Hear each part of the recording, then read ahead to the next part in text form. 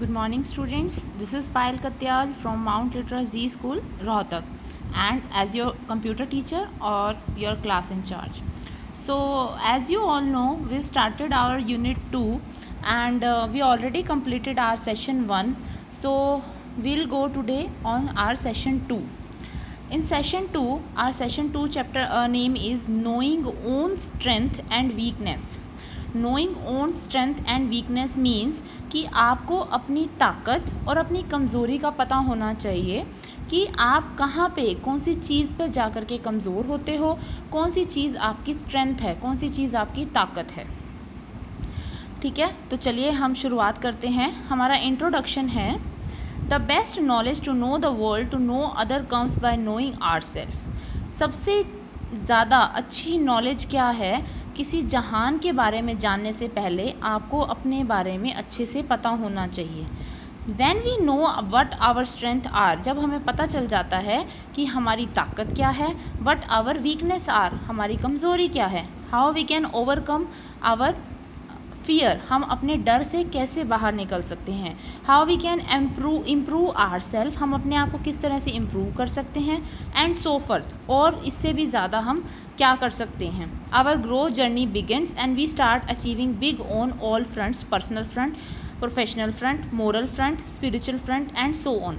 हमारी जो growth journey है वो कहाँ से शुरू होगी, हम किस तरह से उसको अचीव करेंगे, कौन से लेवल पे जाके, हम अपने पर्सनल यानी कि अपने खुद के लेवल पे जाके, अपने प्रोफेशनल लेवल पे हम अपने काम को अचीव करेंगे, अपनी ग्रोथ को करेंगे, हमारे मोरल लेवल पे जा कर के, या फिर स्पिरिचुअल। आवर सेटिस्फेक्शन, हमारी जो सेटिस्फेक्शन है एंड हैप्पीनेस और हमारी खुशी है, स्टार्ट इंक्रीजिंग, शुरू होती है, and our worries and fears are disappearing, जब हमें ये पता चल जाता है कि हमारी स्ट्रेंथ क्या है और हमारी वीकनेस क्या है, यानी कि हमारी कमज़ोरी क्या है और हमारी ताकत क्या है, तो उसमें हमारी क्या होता है कि हमारी जो सेटिस्फेक्शन है और जो हमारी हैप्पीनेस है वो आनी शुरू हो जाती है, और हमारी जो चिंताएं हैं और हमारा जो डर है वो ख़त्म होने लग जाता है। And this is what we are going to talk about in this session. यही चीज़ है जो हम इस सेशन में इस बारे में बात करेंगे। नंबर 1 हमारा यहाँ पे आता है, ये देखिए, knowing one self. Knowing one self की अपने बारे में जानना, knowing one self. Knowing one self means calmly observing our self. आपको अपने बारे में जानना है, आपकी क्वालिटीज़ क्या हैं, आप किस तरह से आप किसी चीज़ को ट्रीट करते हो, आपके इमोशंस क्या क्या हैं, आपकी फीलिंग क्या है, आपका बिहेवियर क्या है। Knowing one self takes conscious effort. अपने बारे में जानना ही एक बहुत ज़्यादा एफर्ट लगते हैं अपने बारे में जानने के लिए। In other words, knowing one self means, दूसरे शब्दों में हम अपने बारे में जानने को हम क्या कहते हैं, आवर स्ट्रेंथ एंड वीकनेस, हमारी ताकत और हमारी कमज़ोरी, आवर ड्रीम्स एंड डिज़ायर्स, हमारे सपने और हमारी खुशियाँ, our interest like and dislike, हमें कौन सी चीज़ें पसंद हैं, कौन सी चीज़ें पसंद नहीं हैं, our abilities and traits, our tolerance and limitation. Tolerance and limitation का मतलब ये होता है कि कौन सी चीज़ को हम टॉलरेट कर पा रहे हैं, या कहाँ पे हमारी चीज़ें जो हैं वो लिमिटेड हैं, कहाँ पे हमें शांत रहना चाहिए, कौन सी चीज़ें हम टॉलरेट कर पा रहे हैं। आवर बिलीव्स एंड वैल्यू, हम किस चीज़ पे विश्वास कर रहे हैं, किस चीज़ की वैल्यू कर रहे हैं। आवर प्रायोरिटीज़, हमारी सबसे पहली प्रायोरिटी क्या है, हमारी ज़रूरतें क्या हैं, हमारे रिलेशनशिप, हमारी बॉडी और बहुत सारी चीज़ें। सो आपको जब आपकी स्ट्रेंथ का पता चल जाता है कि ये आपकी स्ट्रेंथ है, उसके बाद में आपका पॉइंट आता है analysing own strength and weakness. आपको क्या करना है, एनालाइज करना है, यानी कि देखना है, डिवाइड करना है आपको कि आपकी स्ट्रेंथ क्या है और आपकी वीकनेस क्या है, यानी कि आपकी कमज़ोरी क्या है और आपकी ताकत क्या है। यहाँ पे हम शुरुआत करते हैं। Our strength are the qualities, हमारी जो स्ट्रेंथ होती है वो क्वालिटी होती है कि हमारे अंदर क्या क्या क्वालिटी हैं, which we are already good at, जिसके अंदर हम बहुत अच्छे हैं, and we can leverage on the move further, और हम उसके साथ में आगे बढ़ सकते हैं। Knowing what we can move ahead with, हम किसके साथ आगे बढ़ सकते हैं ये जानना। Enable us to aim higher and achieve much more, जो हमारे को ये हिम्मत देता है कि हमें किस तरह से ऊंचा उठना है, किस तरह से आगे बढ़ना है।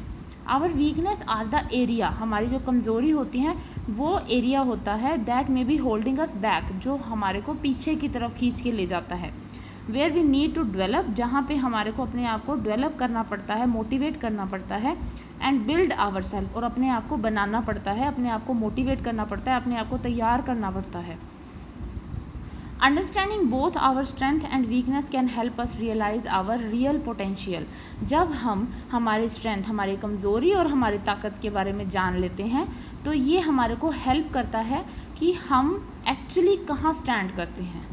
ठीक है, हमारा नेक्स्ट पॉइंट आता है preparing list of strength and weakness. Preparing list, आपको एक लिस्ट तैयार करनी चाहिए कि जहाँ पे आप डिवाइड कर सकते हैं स्ट्रेंथ एंड वीकनेस ऑप्शन डाल करके, और वहाँ पर आपको क्या करना पड़ेगा कि ये मेरी अच्छाइयाँ हैं, ये मेरी कमज़ोरियाँ हैं, ये मेरी ताकत है।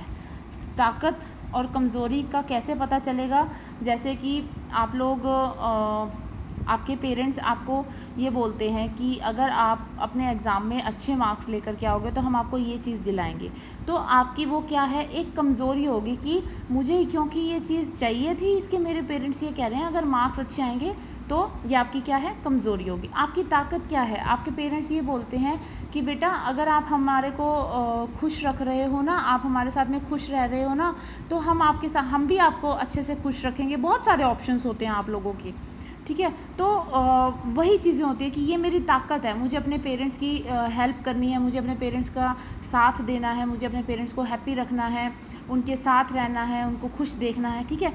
तो वो हमारी क्या है, खुशियाँ हैं, हमारी स्ट्रेंथ है।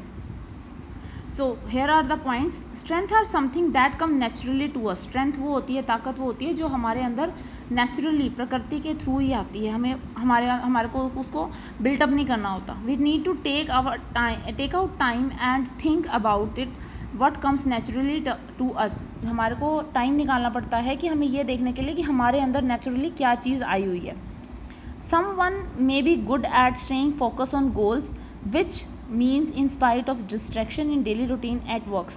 कुछ चीज़ें ऐसी होती हैं जो हमारे अंदर होती हैं और जो हमारे गोल को अचीव करने के लिए हेल्प करती हैं हमारे डेली रूटीन के काम के अंदर।